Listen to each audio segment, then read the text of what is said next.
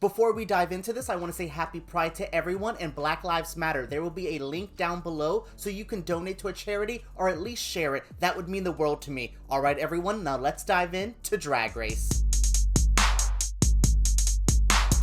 Hello friends and welcome to my channel. My name is EJ Marino and this is a brand new video where I dive in to the premiere of RuPaul's Drag Race All-Stars 5. A new season of All-Stars and it's coming with some brand new rules. I am so excited to have a brand new season of All-Stars here. Now, I am one of those people who believe we're having way too much Drag Race and we should slow it down, but I'm not also gonna complain because I love drag queens and this is a really great season. With this new twist, with this cast, this could be one of the most entertaining seasons of Drag Race in quite some time. I'm really excited for everything. So let's talk about this twist.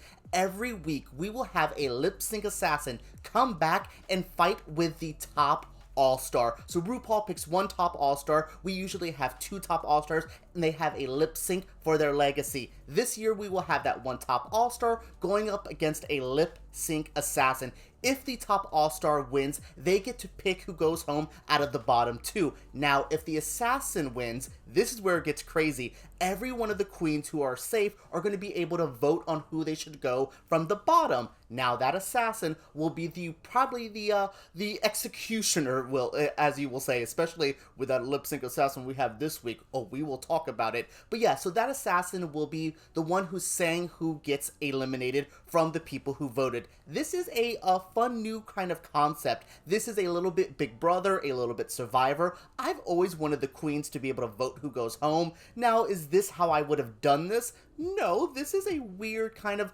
interesting twist. I'm all about really good lip syncs. I think they have either been really great in All-Stars or sometimes they've been okay. I don't really love all the All-Star lip syncs in Season 3, but I like the ones that are in Season 4 and Season 2. So 5, starting off with this one, we could have a damn good season. I really like this twist. I want to know what you guys think down in the comments below. If you guys are vibing with this twist, if you enjoy it, or if you think they should have just kept it to its tradition. The queens of All-Star 5 are Shea, Cracker, Alexis Mateo, Blair St. Clair, Mariah Paris Balenciaga, India Ferrer, Jujubee, Derek Barry, Mayhem Miller, and Ongina. What a jam-packed cast. There's a lot of people here I really enjoy. Now there's some people like Blair St. Clair who I'm not a big fan of. You know, Blair St. Clair, the one with great gowns, beautiful gowns, except for that one that she wore in that performance I did not like. So yeah, there's some people here that, you know, we'll even go to like Derek Barry and Mayhem Miller, who I'm not the biggest fan of, but I enjoyed what they had to offer here. But the people I did enjoy,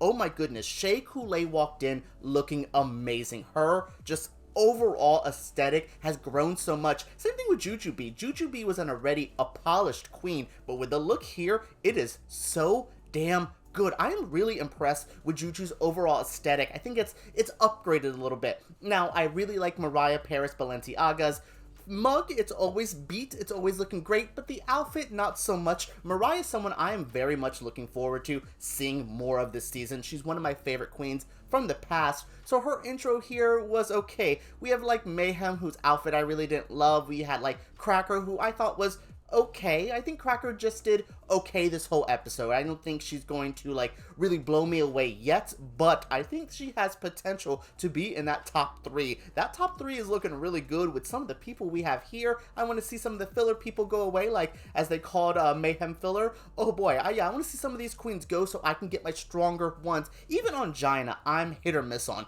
I love Ongina season 1. That is a great season with a great queen here with Ongina. I just don't know about Ongina here. She seemed nervous when, we get to the reading challenge. When we get to that final number, there just seems to be something lacking, that extra oomph. Now, I like Ongina. I want to see her do more. I want to see a couple of the queens who didn't really impress me do a little bit better.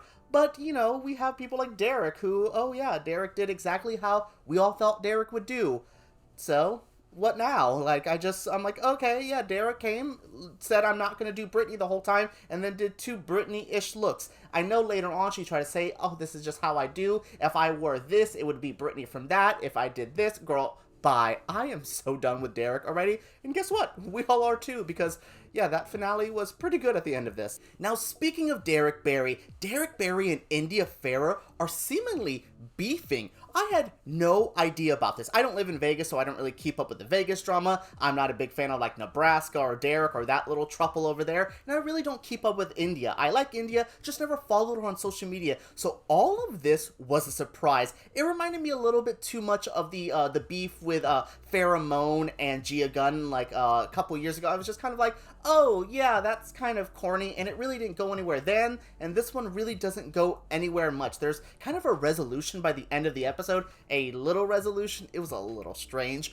but this beef is really interesting, and it carries over into the reading challenge. We open the season with a reading challenge, as we have done in the past. Ricky Martin, who's our guest judge, comes in and helps the reading challenge out. This is a pretty okay reading challenge. We have Derek going in on India. I was kind of shocked, but then we have like the queen of reading challenges, Jujubee, who comes in to read.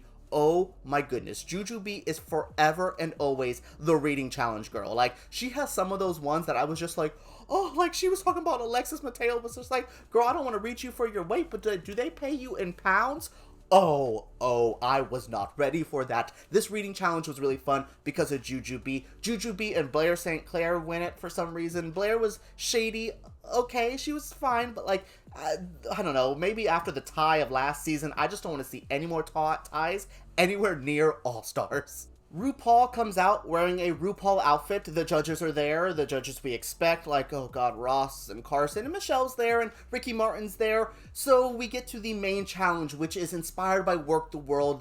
It's the variety show, it's the talent show. It's the same thing we've been doing each episode of All-Stars for the premiere, and I like this one. This one is interesting because there is some really good performances, and there's some not so great performances. I would say I really liked Alexis starting it off with a very fun little dance routine, very Latina, very Puerto Rican, very, like as Ricky Martin said, the ancestors were there. That was so cool to see. We also had Shea Coulee do a very FKA Twigs stripping number, and she looked good. It was fine. She says it like a little bit of what I saw in Untucked when she was just like, oh yeah, I've only been practicing for like 10 days. You could tell it was a little rough around the edges, but she looked good. She performed it well. Even all like the moves weren't just polished as they should be. I expect nothing else from Shea later on to be perfect, but this one, it's fine. I don't know. And then we go to Mayhem, and I'm like, oh god, Shea's performance looks way better as, you know, looking at Mayhem, and that she starts off with the eyes,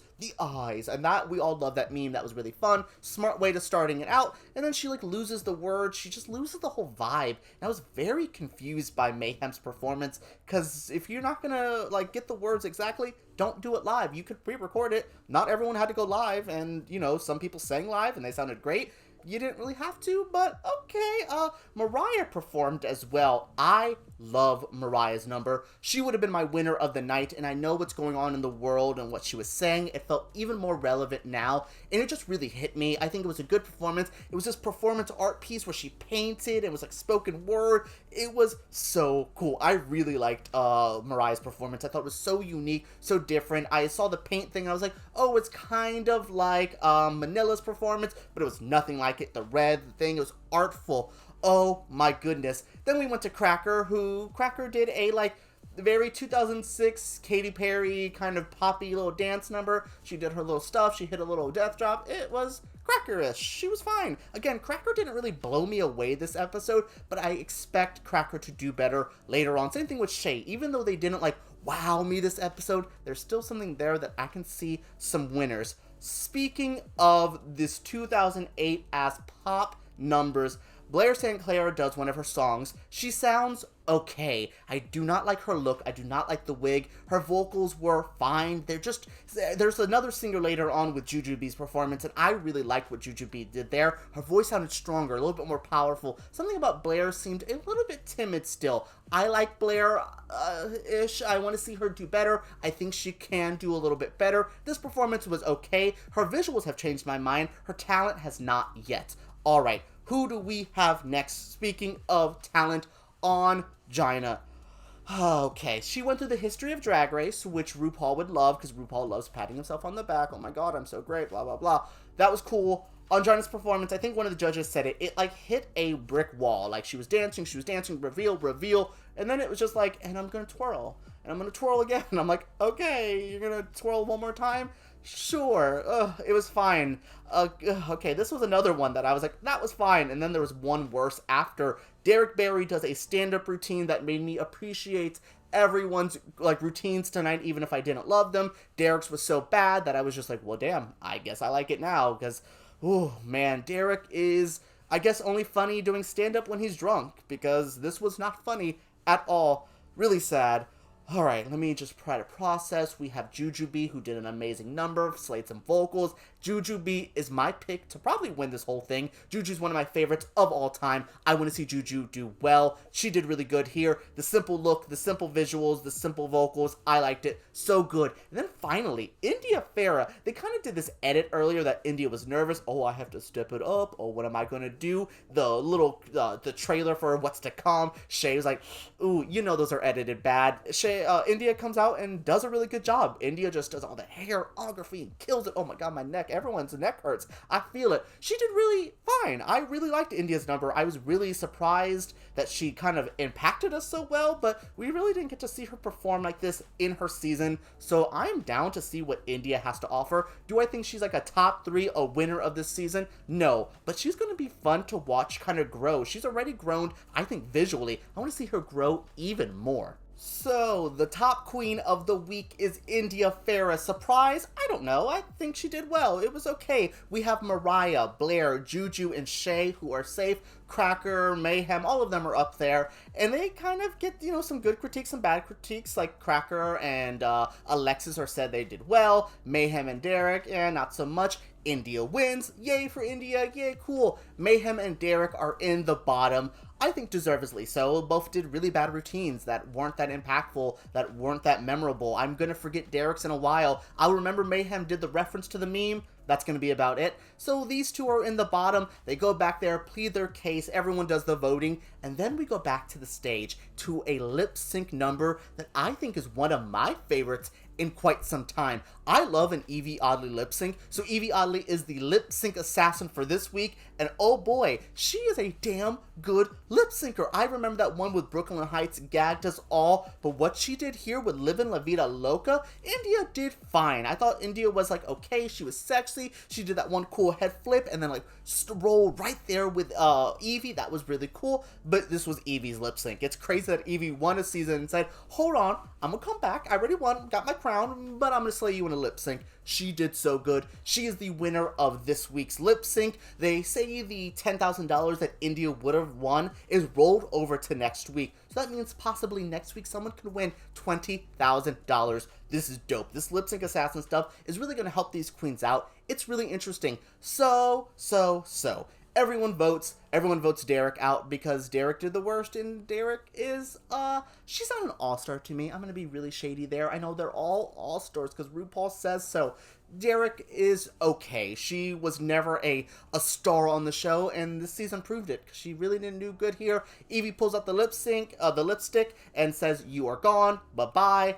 Derek goes, and that was the end of this episode, and I was kind of shocked to see Derek go so early, because I thought she was going to, as kind of the bad guy of the season, or at least they were early editing her to be a little bit more venomous, a little bit more kind of tough and stuff. I thought she was going to stay around longer, but this is All Stars. You don't really get to predict who goes, and as we learned with Ben de la Creme, you could just leave if you want. So this was a surprising ending, with the winner being India, with the loser being Derek. But look, their little story was wrapped up in one episode. Didn't even have to drag it out a whole season. Thank you, RuPaul. Alright everyone, that was it for my review of episode 1 of RuPaul's Drag Race All Stars 5. This was a jam-packed episode with some great queen, some talented numbers, some fierce looks, and it makes me excited for the future of All Stars 5. I think we're all drained from doing these reviews or just talking about them. Poor movie bitches had to take a break. I understand you guys over there. Lee Dawson's like, girl, I'm not doing a damn recap forever, but I'm now here to do something. Sure, yeah, I'm here to talk about Drag Drag Race.